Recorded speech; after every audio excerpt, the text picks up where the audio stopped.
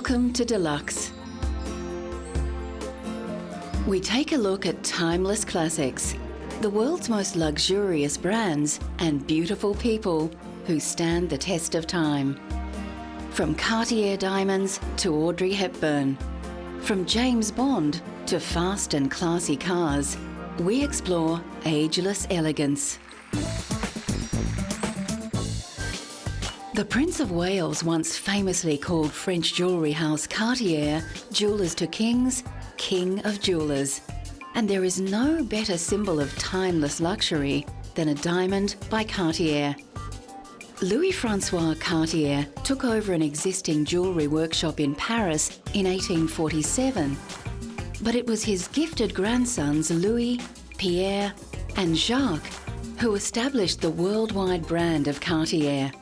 Innovations with various styles including Art Deco, Garland and Tutti Frutti has made Cartier's influence on the development of 20th century jewellery unparalleled. Louis Cartier is best known for his timepieces. He designed the first wristwatch to assist an aviator friend. And an example of his famous mystery clocks was recently on display in Moscow. Cartier can claim all the most important innovations and achievements which belong to the jewellery art of the 20th century. Many of the watches, tiaras and necklaces on display are from private collections. Among the treasures are crocodile and snake necklaces, specially ordered by the Mexican actress Maria Felix. She came to the 13 Rue de la Paix boutique with a box, and in there were two living small crocodiles. And she asked for the director of the boutique, and she said, "Okay, this is what I want in jewelry very quickly. Could you please make those two crocodiles for me as a necklace?" The centrepiece of the exhibition can be seen here more closely in a jewellery store in Paris. We are presenting today this necklace created by Cartier in 1926 that we created for the Maharaja of Patiala. That is an exceptional necklace since it is a parure for men, very imposing and sizable.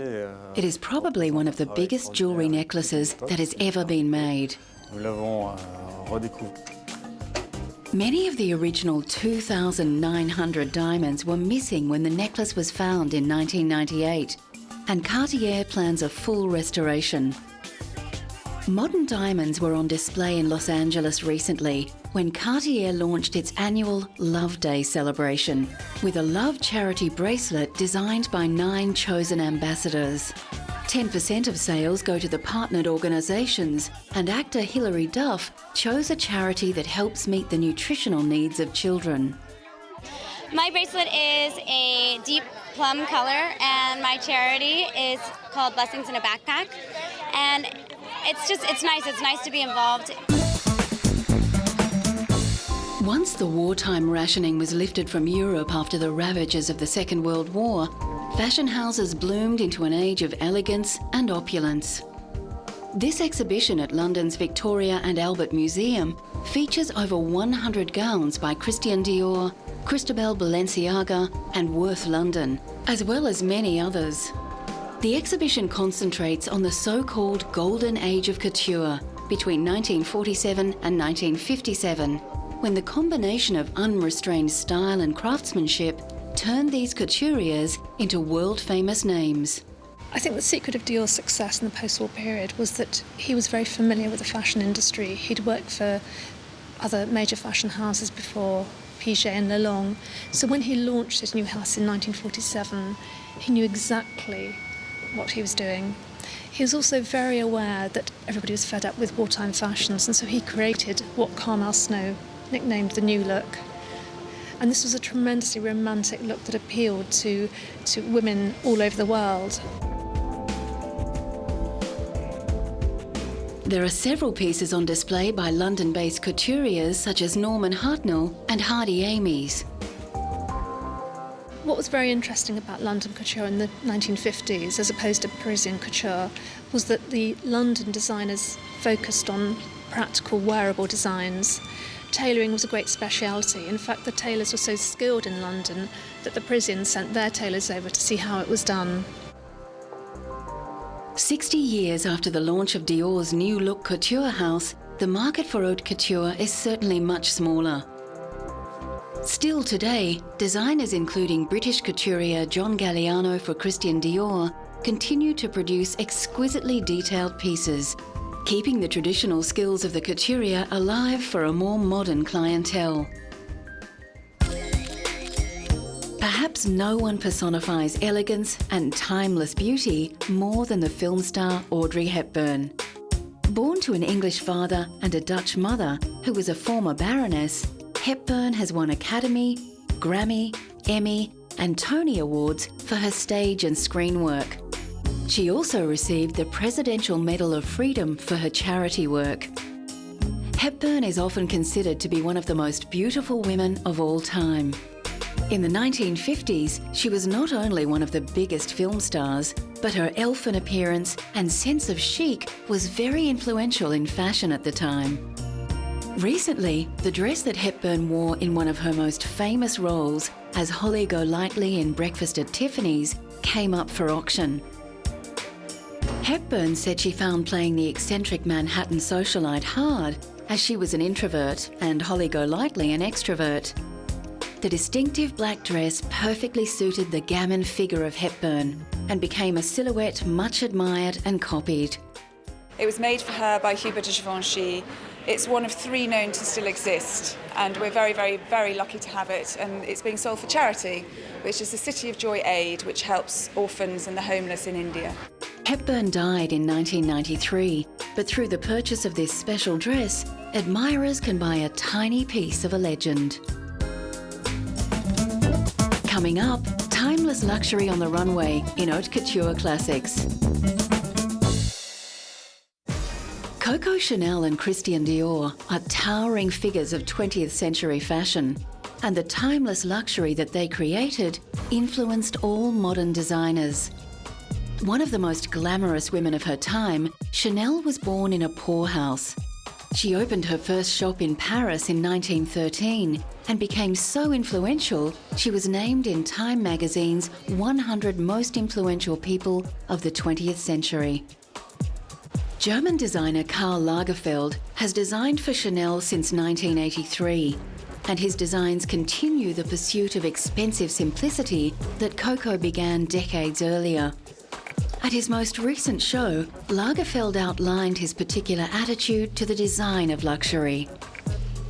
Chanel tweed is all hand-woven on small looms and it's very, very expensive. But I like the idea to treat something that expensive like something inexpensive, like jeans, because I never use the word cheap, and to have an attitude with luxury as if luxury was not expensive.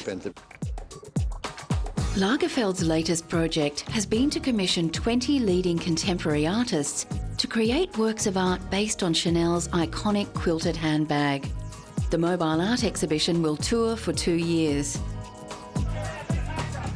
Recently, Chanel Diamonds took centre stage in the Plaza Hotel in New York City, where celebrities, socialites and models gathered to celebrate the US debut of 20 one-of-a-kind diamond pieces from the Chanel archives. The black and white gala was held in homage to Chanel's signature colours, and Truman Capote's legendary black and white ball held in the same location in 1966. Christian Dior began a revolution in dress called the New Look, with luxurious arrangements of fabric that broke with the lean and boxy designs of post-World War II. Under family pressure to pursue a diplomatic career, Dior originally studied science, but he was always drawn to the arts and to fashion. As a student, he sold sketches on the streets of Paris to raise money. The timeless qualities of his beautiful designs were recently celebrated in an exhibition at Berlin's Culture Forum. 180 exhibits showcased the life work of Dior, who died tragically at age 52. Included in the exhibit was the famous black swan dress which German diva Marlene Dietrich once wore. Christian Dior was one of the early fashion designers who understood how to implement the total look, fashion as a whole.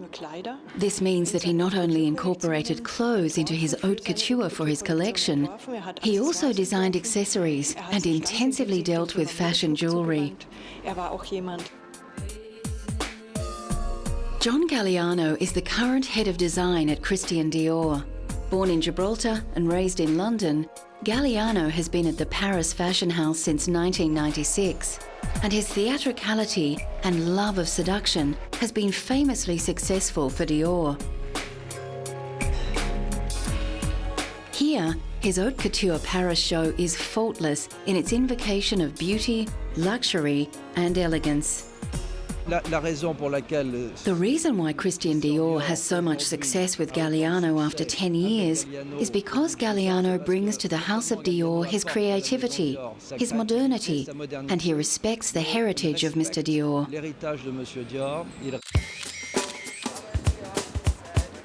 A master of haute couture, Giorgio Armani follows in the footsteps of Chanel, with his timeless tailored designs redefining what is feminine and what is masculine.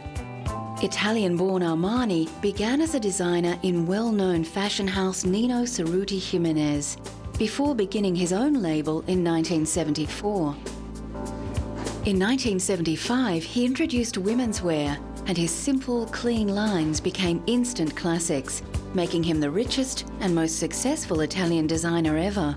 Very, very elegant. His style doesn't shriek, it whispers. And I think when people are wearing his clothes, the clothes don't wear them. They feel very elegant, they always feel perfectly dressed for any occasion, and I think they feel comfortable. At a retrospective in the Royal Academy of Arts in London, the timeless quality of Armani's designs is more than apparent.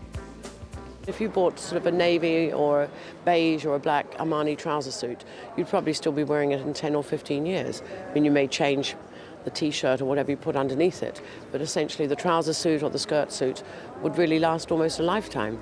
In 2003, Armani was honoured in Beverly Hills with the inaugural Rodeo Drive Walk of Style Award, a fitting tribute to a man who has shaped public taste. A who's who of Hollywood celebrities walked the red carpet to celebrate a man who has changed the way the world dresses. Well, I think he's sort of been the arbiter of taste for the last at least 25 years. He's managed to transform a lot of women who didn't know what the hell to wear into a lot of women who look great. Sophia Loren, who is rarely seen in public, made an exception for Armani, who is a close friend. Giorgio Armani is unique. After his huge success with the film American Gigolo, where he dressed the sex symbol Richard Gere, Armani became the preferred courtier for a long list of Hollywood stars. These include Jodie Foster, Michelle Pfeiffer, Julia Roberts, Robert De Niro, George Clooney, and Samuel L. Jackson, who remembers his first Armani purchase. I actually bought a sweater